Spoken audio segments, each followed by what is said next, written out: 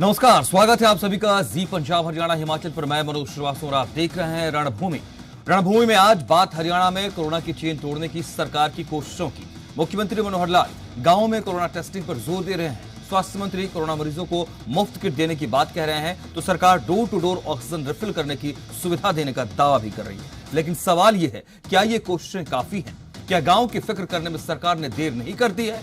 और क्या घर पर ऑक्सीजन रिफिलिंग की सुविधा के लिए गांव के लोगों को ऑनलाइन प्रक्रिया की जटिलता समझ में आ पाएगी?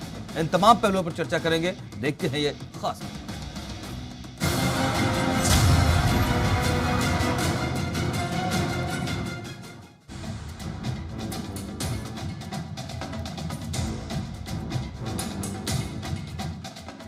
हरियाणा के मुख्यमंत्री मनोहर लाल ने कोरोना की रोकथाम को लेकर उच्च स्तरीय बैठक की, तो मुख्यमंत्री ने कोरोना की चेन तोड़ने के लिए बड़ा फैसला लिया। सीएम ने कहा 8000 टीमों का गठन होगा, जो 6700 गांवों में जाकर कोरोना टेस्टिंग करेगी। गांव में दवाइयों की उपलब्धता और अन्य जरूरतों का ध्यान रखेगी। स्वास्थ्य विभाग से जुड़ा अधिकारी हर टीम का प्रमुख होगा। वहीं स्वास्थ्य मंत्री अनिल विज ने होम आइसोलेटेड कोरोना मरीजों के लिए एक विशेष किट लॉन्च की, जो होम आइसोलेटेड कोरोना मरीजों को निःशुल्क दी जाएगी। करीब 4 से 5 हजार रुपए कीमत की किट में स्वास्थ्य जांच संबंधित उपकरण है। हर मरीज को हम ये किट दे रहे हैं,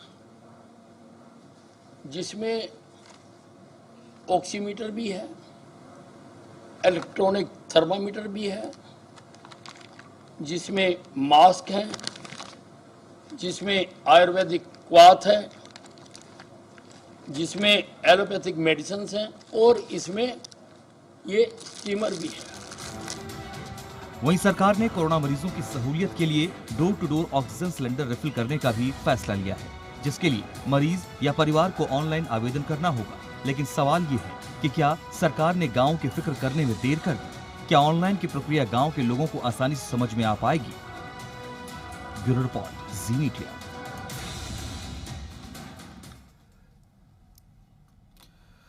सरकार कुछ कोशिश तो कर रही है, और सवाल इसलिए उठ रहे हैं कि क्या यह कोशिश देर से शुरू हुई है और क्या यह नाकाफी अब भी नजर आती है? क्या वाकई चेन तोड़ने की कवायद में जब सरकार आगे बढ़ी है तो उसमें सबका सहयोग मिलेगा और वाकई कोरोना की चेन को तोड़ पाने में सफलता मिल पाएगी? बहुत सारे सवाल हैं। इन तमाम मसलों पर बात करेंगे, चर्चा करेंगे। हमारे साथ कुछ खास मेहमान इस डिबेट में शामिल हो रहे हैं। चलते हैं, आपको बताते हैं कि हमारे साथ कौन कौन से खास मेहमान आज की डिबेट में शामिल हो रहे हैं। हमारे साथ विजेंद्र नेहरा जी हैं, बीजेपी से। विजेंद्र जी, बहुत स्वागत है आपका। और हमारे साथ आनंद बियानी जी भी हैं, आप कांग्रेस से हमारे साथ हैं। बहुत बहुत स्वागत है आपका भी, आनंद बियानी जी। तो विजेंद्र नेहरा जी, अब कितनी गारंटी फील कर रहे हैं कि कोरोना की चेन टूट जाएगी? अब तो बहुत सारी व्यवस्थाएं कर दी गई। मनोज जी, आपको सुना? मनोज जी जी, मनोज जी, देखिए, जिस तरह से हरियाणा प्रदेश के अंदर माननीय मुख्यमंत्री श्री मनोहर लाल जी, हमारे प्रदेश अध्यक्ष आदरणीय ओम प्रकाश धनखड़ जी और हमारे जो स्वास्थ्य मंत्री हैं, गृह मंत्री हैं अनिल विज जी, स्वयं मैदान में है, फील्ड में है। हर तरह की सुविधा जो मरीज हैं उनको देने का सरकार ने ऐलान किया है। जिस तरह से भी आपने देखा कि सरकार ने डोर टू डोर ऑक्सीजन की जो फिलिंग का एक जो डिसीजन लिया है एक पोर्टल के माध्यम से, उसके माध्यम से ऑक्सीजन की जो किल्लत जो आम जनता के लिए कहीं ना कहीं हम मान सकते हैं कि इस तरह की दिक्कत और परेशानी सुनने में आती थी, क्योंकि अस्पतालों को तो पर्याप्त रूप से ऑक्सीजन शुरू से मिल रही है हरियाणा प्रदेश के अंदर। जो हमारा कोटा है केंद्र ने उसको भी बढ़ाने का काम किया है मनोज जी। 252 मीट्रिक टन तक जो हमारा कोटा बढ़ा है। इसके साथ साथ उड़ीसा से जो हमने ऑक्सीजन मंगवाई है, हाँ। और अपने हरियाणा प्रदेश के अंदर जो जिले हैं, चाहे वो सोनीपत, पानीपत, करनाल, पंचकुला, फरीदाबाद, यहाँ पे भी जो ऑक्सीजन के प्लांट है उनका काम लगभग शुरू होने को है, और बेडों की जो संख्या सरकार ने बढ़ाई है। इसके साथ साथ अब गांवों में टेस्टिंग के लिए जो 8000 टीम सरकार ने बनाने का निर्देश दिया है माननीय मुख्यमंत्री जी ने, इसके माध्यम से गांवों के अंदर भी टेस्टिंग भी तेज होगी और गांवों के अंदर जो टीकाकरण का अभियान है उसको भी बल मिलेगा।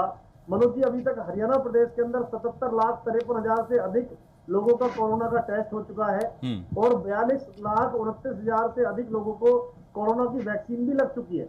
लगभग 4.25 लाख से अधिक लोग कोरोना को ठीक करके अपने घर की तरफ जा चुके हैं। और हरियाणा प्रदेश के अंदर जो पॉजिटिव मामले हैं 1,15,000 के आसपास, उसमें से लगभग लाख जो लोग हैं वो होम आइसोलेशन में है। और उनके लिए माननीय स्वास्थ्य मंत्री अनिल विज जी ने जो घोषणा की है कि 5,000 रुपए तक की कॉस्ट की हाँ, एक कोरोना हाँ। के होम आइसोलेशन वाले मरीजों को हम देने का काम करेंगे, जो उनको राहत पहुंचाने का काम करेगी।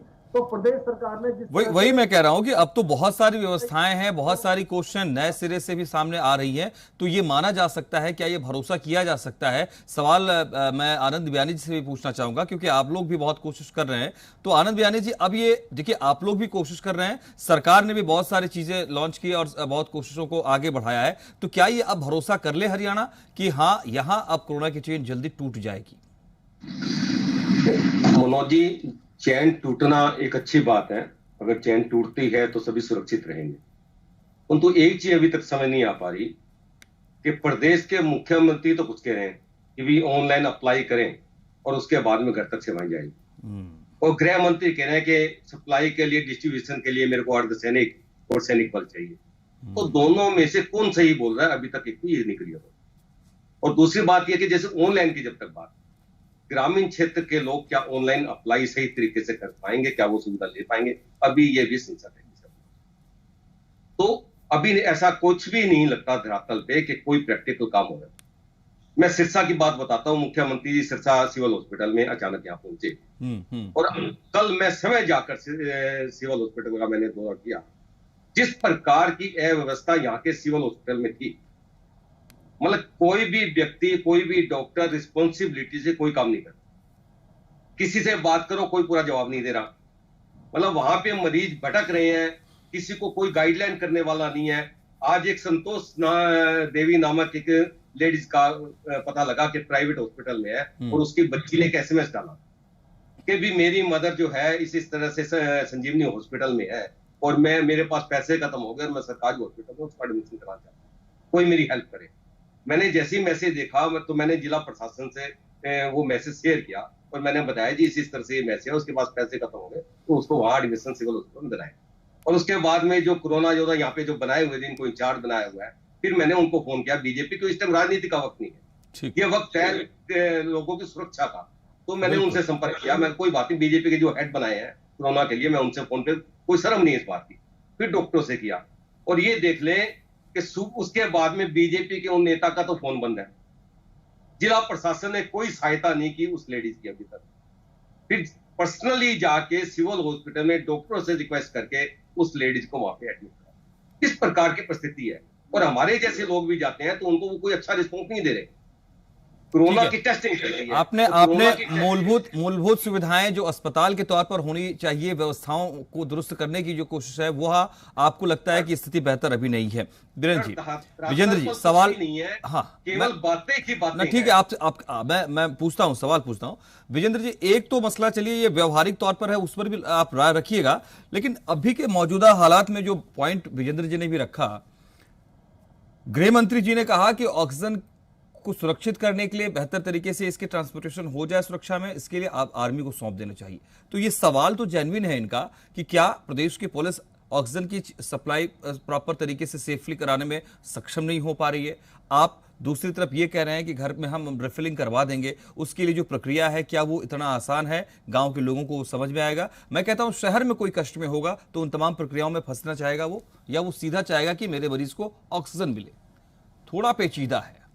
मनोज जी देखिए, सबसे पहले हमें ये समझने की जरूरत है कि माननीय मुख्यमंत्री जी ने जो आज निर्णय लिया है कि प्रदेश में लोगों को अब door to door oxygen cylinder जो रिफिलिंग की जो सुविधा है वो मिलेगी। हाँ। वो एक विषय ऐसा है कि जो हमने अभी शुरुआत की है, और जो माननीय गृह मंत्री जी ने कहा है वो पहले से वो बात उठाते रहे। केंद्र सरकार से भी उन्होंने मांग की थी, और हरियाणा प्रदेश के अंदर भी ऑक्सीजन बनाने के लिए लगभग 6 प्लांटों का जो काम है, फरीदाबाद, सोनीपत, करनाल, अंबाला, पंचकुला और हिसार में जो ये ऑक्सीजन प्लांट हमारे बनके तैयार हैं, उनके सामने अर्धसैनिक बल और सेना की जो मांग की, तैनाती की मांग है, वो गृह मंत्री जी ने की है। इसके साथ साथ क्योंकि हरियाणा पुलिस के ऊपर मनोज जी दबाव बहुत ज्यादा है, हरियाणा पुलिस के जवान भी कोरोना से संक्रमित हैं, और ऑक्सीजन जो बाहर के प्रदेशों के हमारे यहाँ पे आ रही है, उसमें ग्रीन कॉरिडोर बनाने का काम हरियाणा पुलिस ही कर रही है।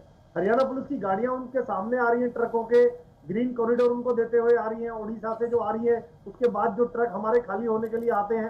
तो माननीय मुख्यमंत्री जी जो कह रहे हैं वो एक अलग चीज है, और माननीय गृह मंत्री जी ने जो कहा है वो ऑक्सीजन प्लांटों के सामने की व्यवस्था के लिए कहा है। बाकी चीज की व्यवस्था तो पुलिस देख ही रही है। और जहां तक ग्रामीण क्षेत्र की आपने बात की है, ऐसा नहीं था कि ग्रामीण क्षेत्र के अंदर टेस्टिंग या कोरोना के जो टीके हैं वो लगाने की प्रक्रिया पहले कम थी। मेरा अपना सागरपुर गांव में, मेरे गांव के अंदर उप स्वास्थ्य सर केंद्र अगर बना ऐसा हुआ है। होता तो आपको याद होगा हफ्ता भर पहले ये आदेश आया ऊपर से सरकार की तरफ से कि हर गांव में कैंप लगाएंगे हम। अगर ऐसा होता तो ये जरूरत दोबारा से क्यों पड़ती सर? देखिए, एक एक गांव में 40-40 लोग जो है मर जा रहे हैं, ऐसी स्थिति बन रही है और आपके बाद दोबारा से आपको सोचना पड़ जा रहा है। कोई देखने क्यों नहीं गया पहले? मनोज जी, डिस्ट्रिक्ट लेवल पे जो टीम गठित की गई है वो मॉनिटर नहीं कर रही है, इसका मतलब मनोज जी, स्वास्थ्य केंद्र, उप स्वास्थ्य केंद्र, सीएचसी केंद्र हर गांव के अंदर 2-3 गांव के ऊपर बने हुए हैं और सभी जगह काम पहले से चला हुआ है। लेकिन उसको तेज गति देने के लिए, उसको प्रक्रिया को तेज करने के लिए सरकार ने ये 8,000 टीम बना करके गांवों के अंदर अभियान को तेज करने का निर्णय लिया है। अभियान तो गांवों में भी पहले से चला हुआ है, जैसे शहरों में चला हुआ है। मैं फरीदाबाद जिले से आता हूं, मेरे यहाँ पे मोहना है, कोराली है, तिगांव है, पाली है, खेड़ी है, सीकरी है। ये बड़े बड़े गांव के अंदर सरकारी सीएचसी बनी हुई है। इनके माध्यम से गांवों के अंदर उप स्वास्थ्य केंद्र बने हुए हैं जो छोटे छोटे गांवों तक पहुंचे हुए हैं। तो सरकार ने जो निर्णय लिया है, इसके साथ साथ माननीय मुख्यमंत्री जी ने जो जानकारी दी थी कि सरकार ने 700-800 बेड बढ़ाने का जो निर्णय लिया है, और इसके साथ साथ मैं आपको बताऊं, बीपीएल परिवारों को 7 दिनों के इलाज के लिए उनके बिल में से टोटल 35,000 तक की छूट देने का जो सरकार ने निर्णय लिया है, उससे गरीब आदमी को बहुत बड़ी राहत मिलने वाली है। सर विपक्ष ने इस पर भी सवाल उठाया था, आप इसमें भी राजनीति का एक राजनीति के लिए रास्ता ढूंढ गए। आप कहते हैं कि ओबीसी वालों को हम ये फैसिलिटी देंगे, बीपीएल वालों को अब ये फैसिलिटी देंगे, आप फिर सबको दीजिए, सवर्णों को भी दीजिए, रूरल को भी दीजिए। देखिए, सबको मिल रहा है। मैं आपको वही एक जानकारी और दे देता हूं कि कोविड रजिस्टर्ड जितने भी निजी हॉस्पिटल हैं, उन सब में इलाज कराने के एवज में, चाहे वो सामान्य व्यक्ति है चाहे वो कोई भी व्यक्ति है, उसको 1,000 रुपए प्रतिदिन के हिसाब से मैक्सिमम 7 दिन के लिए सरकार देने का काम करेगी। तो सरकार और न सिर्फ मरीज को बल्कि अस्पताल को भी प्रोत्साहन राशि दी जाएगी। ये वही मैं कह रहा हूँ वीरेंद्र नेहरा जी, मैं वही कह रहा हूं। इसमें तो फिर एक अलग तरह की बात समझ में आती है, और अगर विपक्ष ने ये सवाल उठाया तो उसमें कोई गुरेज नहीं है, फिर इसका जवाब आना चाहिए। आनंद बियानी जी, क्या ये मसला भी जो है महत्वपूर्ण रहा है? अगर आप बीपीएल परिवारों को दे रहे हैं, फिर ओबीसी वालों को भी दीजिए। नहीं, सबके लिए है। मैं आपको बता रहा हूँ ना, ये 1,000 रुपए जो पर डे का हम दे रहे हैं सबके लिए है। मनोज जी एक बात बताएं, इसका मतलब वीरेंद्र नेहरा जी एक बात तो मान रहे हैं कि प्रदेश में ऑक्सीजन का कोई इस प्रकार का हमने आज तक इंतजाम नहीं किया कि बाढ़ से आ रही है जब हम तंग हो रहे हैं।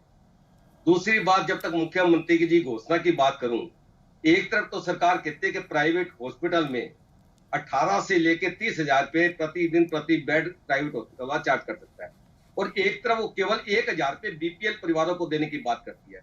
इसका मतलब क्या है कि सरकार गरीबी नहीं, गरीबों को हटाना चाहती है। मतलब गरीबों की कोई सहायता नहीं करना चाहती, और सहायता करेगी तो केवल 1,000 रुपए की करेगी।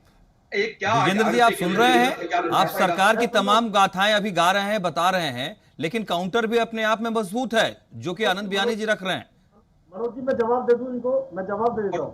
और दूसरी तरफ जो सरकारी हॉस्पिटल में ये सहायता की बात करें, सरकारी हॉस्पिटल में तो सहायता की जरूरत नहीं, या ऑटोमेटिक इलाज के खुद जिम्मेवार है, इनको कराना चाहिए। तो प्राइवेट हॉस्पिटल में एक तो अमाउंट बढ़ाया जाए, एक जिस व्यक्ति के पास पैसा नहीं है उस व्यक्ति की बिना सोचे समझे सहायता की जाए। कि जो गरीब है, जिसने हाथ ही पसार लिया, वो गरीब है। अब इस गरीब की कोई वो रूपरेखा तोड़ना है? जिसके घर में इलाज कराते करते पैसे खत्म हो गए, वो गरीब हो गया। आज स्थिति ये है कि 10-10, 15-15, 20-20 हजार रुपए पर डे बेड के लग रहे हैं।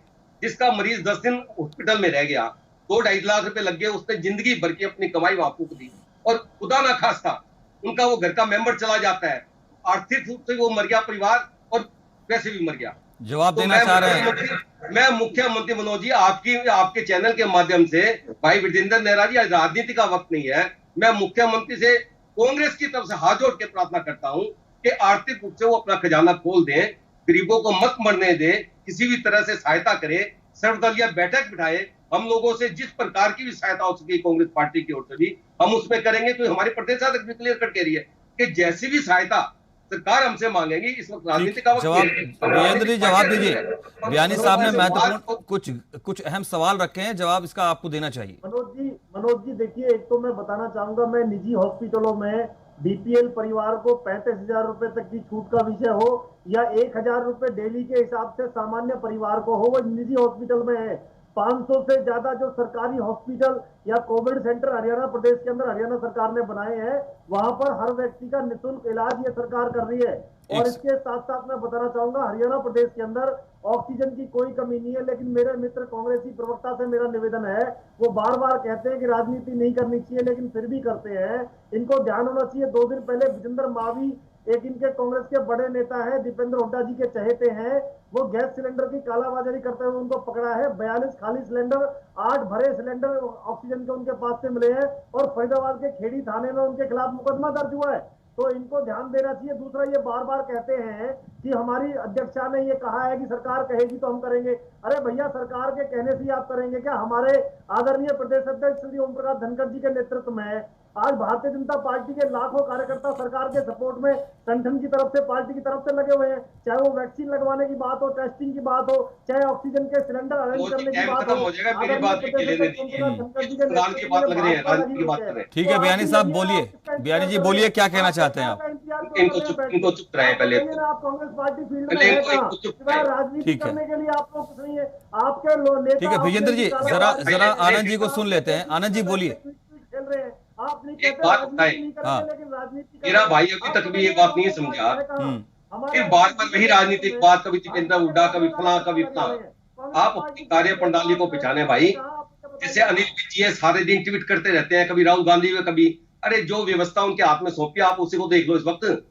ये राजनीतिक बातें इस टाइम छोड़ दे मेरे भाई। हमें सबको मिलकर प्रदेश की जनता की भलाई के लिए सोचना चाहिए। और जो कोरोना की आप बात करते हुए हमने इतने सेंटर खोल दिए, मैं आज एक केस की बात कर रहा हूं जो सुबह से लेकर शाम तक उसको एडमिशन करवा पाया। कहां है आपके वो सेंटर? मैं आज सरसा में खुद प्रैक्टिकल बात कर रहा हूं, मैं कुछ झूठ नहीं बोल रहा, मेरे मोबाइल पे सारे मैसेज पड़े हैं। परंतु मेरे भाई, मिलकर हम काम करें, ये वक्त राजनीति का नहीं है। मैं आपसे दोबारा अनुरोध कर रहा हूं, आज मैं डिबेट पे इसी मूड पे बैठा हूं कि आज हम सब मिलकर इस चैन को तोड़ें, सामाजिक संस्थाओं को साथ लें, सिख बिरादरी को साथ लें, डेरा के लोगों को हम साथ लें, एनजीओ को हम साथ लें। अभी तक सरकार और प्रशासन ने, मैं सरसा की बात करता हूं, पिछली कोरोना लहर के अंदर मीटिंग बुलाई गई थी, अभी तक किसी भी प्रकार की मीटिंग नहीं बुलाएगी, ना किसी एनजीओ वालों को, ना किसी राजनीतिक पार्टी को। क्या वो इतनी घमंड में है सरकार कि हमने इतने इंतजाम कर रखे हैं? अगर इतने इंतजाम करें तो रोज ऑक्सीजन की कमी से लोग क्यों मर रहे हैं? अरे मिलजुल कर काम कर ले, बाद में राजनीति कर लेंगे, राजनीति का समय बहुत है हमारे पास। सर्वदलीय बैठक की डिमांड, बातचीत करने में दिक्कत क्या है? आनंद वीरेंद्र मेहरा जी, आरोप ये कि आप डर रहे हैं। सरकार वैसे डरने और पीछे हटने की बात ही नहीं है। अगर कुछ बेहतर हो सकता है कोरोना पीड़ितों के लिए, आगे बढ़िए। सरकार पोल तो पहले खुली हुई है, जनता ने देख लिया। जवाब दे दीजिए, जवाब ले रहे हैं हम विजेंद्र जी से। सर्वदलीय बैठक में पोल खुलने की सोच रही है, अरे क्या और पोल खुलेगी? आज बिल्कुल आप जमीनी स्तर पे अगर आप देखें तो जीरो काम आपने किया है, जिसका परिणाम देश की और प्रदेश की जनता भुगत रही है। आप इस बात कर रहे हैं। देखिए, इनको चुप करिए ना पहले, आप अपने नंबर पे बोलिए, आपने अपना बात रखिए, फिर भी आप तैयार नहीं हो रहे। अरे सुनिए आप, देखिए मेरा आपने जो सहयोग की बात की है बड़ी अच्छी बात है, आपका स्वागत है, आपके सुझावों का भी स्वागत है मेरा। लेकिन एक निवेदन है आपसे कि कोरोना महामारी के समय एक तरफ जब आप कहते हैं कि राजनीति नहीं करनी चाहिए, तो आप लोगों की तरफ से ऐसा दिखाई देता है कि राजनीति हो रही है। उसके पीछे कारण मैं बताता हूँ आपको। आप लोग बार बार मीडिया में जाकर के दिखाने का प्रयास ना करें। हम कह रहे हैं मुख्यमंत्री जी हमें काम बताएं, इस समय मुख्यमंत्री आपको काम नहीं बताएंगे। मुख्यमंत्री सरकार के माध्यम से जो कर सकते हैं, जो बैठकें लेनी है, मुख्यमंत्री जी को जो व्यवस्थाएं करनी है, और 20 से अधिक जिलों में मुख्यमंत्री जी स्वयं फील्ड में, हॉस्पिटल में, ऑक्सीजन प्लांट में जाके मुख्यमंत्री खाली गुणगान किए जा रहे हो। मैं पूछ रहा हूं जो आपने बनाई है तो टीमें तंत्र पे काम जाए और उसको करें। ये क्यों उम्मीद करते हैं कि मुख्यमंत्री जी इनकी केवल ये क्यों उम्मीद करते हैं कि मुख्यमंत्री जी को बताएंगे? अरे जब इस समय हमारे प्रदेश के लोग को सही मार्गदर्शन भी दे दें, भारतीय जनता पार्टी के सहायता भी करते हैं, उनके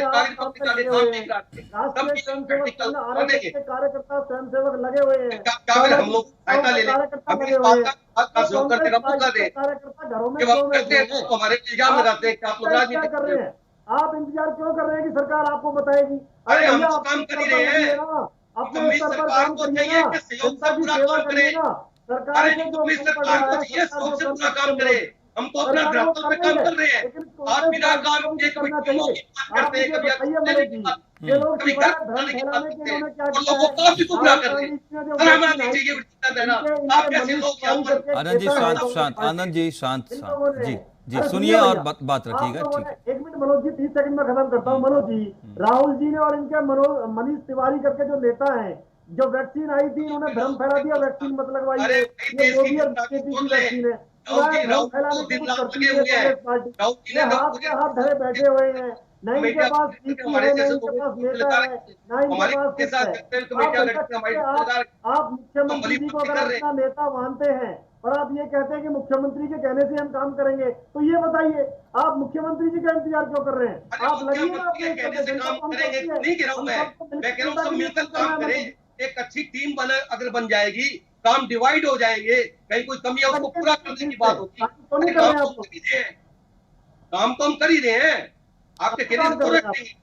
हम कहते हो देखिए एक अच्छे बैठे आप अगर मुझे साथ कार्यकर्ता बैठ लगाए कर हुए हैं, तो आप करेंगे लगिए काम काम की के अंदर। बात। देखिए दिक्कत सबसे बड़ी मैं मनोज अभी जी क्या है तो कि आप अपना कांग्रेस, कमेंट नहीं छोड़ना चाहते आपसे मतलब सो करके या साथ बैठ के बात नहीं जी करना चाहते तो घबरा रहे आप। देश की अरे जनता ने तो आपको लात मारनी मारनी है। जो आपने आपके बीजेपी, मैंने हालात है बोला तो, अभी भी आप समझ नहीं रहे हो। सुनिए सन से टाला बताओ जींद में जाने को वहां किसान उनका विरोध कर रहे हैं। अरे क्यों जाना चाहते हो तुम बैठ के काम कर लो। सबसे इस बड़ी वक्त समस्या है ना, वो समस्या ये है कि कांग्रेस पार्टी का ना संगठन है आंदोलन प्रदेश के अंदर, ना इनके पास नेता है ना कार्यकर्ता। समस्या ये है, इसलिए बहाना ढूंढते हैं बार बार चलिए मुख्यमंत्री काम विजेंद्र जी, बनाने के। विपक्ष की नाराजगी भी एक जिम्मेदारी का ही पहलू समझ लीजिए इसको आप, ठीक है, अलग से। बयानी साहब थोड़ा शांत जी। मैं ये कह रहा हूँ विजेंद्र जी कि अब आप लोगों ने जो नई स्कीम्स जैसे आप जो किट लॉन्च की गई है, इसके अलावा सिलेंडर रिफिलिंग की बात जो हो रही है, टेस्टिंग गांव के इलाकों में जाकर के करने की बात हो रही है, तो ये कब शुरू होगी? नए सिरे से जो इसमें जोर देने की बात हो रही है, वो प्रयास असर कब दिखेंगे और कब हम देखेंगे शाम के समय में कि हाँ आज हरियाणा में मौतों का आंकड़ा कम रहा कोरोना से, हाँ आज हरियाणा में कोरोना के नए संक्रमित पॉजिटिव केसेस आने का आंकड़ा कम रहा, ये असर कब तक होगा? कुछ भरोसा हरियाणा को दे पाएगी सरकार? मनोज जी देखिए, हमारा जो रिकवरी रेट है वो 82% से ऊपर है हरियाणा प्रदेश के अंदर। मैंने जैसे आपको बताया कि लगभग 4.25 लाख से अधिक लोग तो ठीक हो चुके हैं इस कोरोना वायरस से, और ज्यादातर हमारे अंदर जो पॉजिटिव मामले 1,15,000 के आसपास जो हैं, तो 1 लाख के आसपास जो मरीज हैं वो होम आइसोलेशन में है, यानी घर पे रह के इलाज करा रहे हैं। तो सरकार वहीं पे उनको किट भी देगी जिससे कि उनको कोई दिक्कत और परेशानी ना हो, और बाकायदा डॉक्टर घर पे जाके उनका चेकअप करने का काम करते हैं। जहां तक ग्रामीण क्षेत्र की आपने बात की वो है, अपना इलाज खुद कर रहे हैं, सरकार उसमें कुछ नहीं कर रही।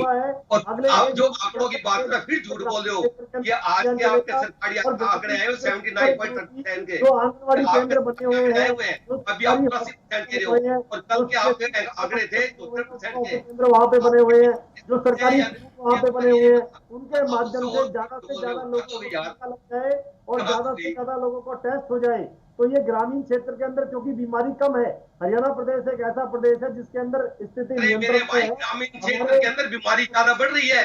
अब जितनी डेथ ग्रामीण क्षेत्र में ज्यादा हो रही है। मैं विषय पर राजनीति नहीं करना चाहता आनंद जी, जैसे आप लोग के राज्यों के अंदर बुरा हाल है, आपको पास कोई सुझाव है तो दीजिए।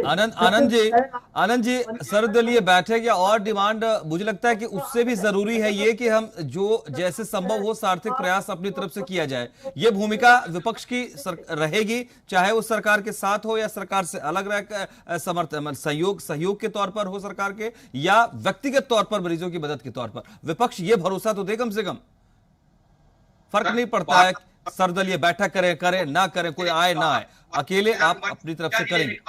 कि मुख्यमंत्री जी सर्वदलीय बैठक बिठाए और हमारे से जो भी सहयोग हो सके, हमारे जो में कोई काम करेंगे तो हम ठोक के करेंगे।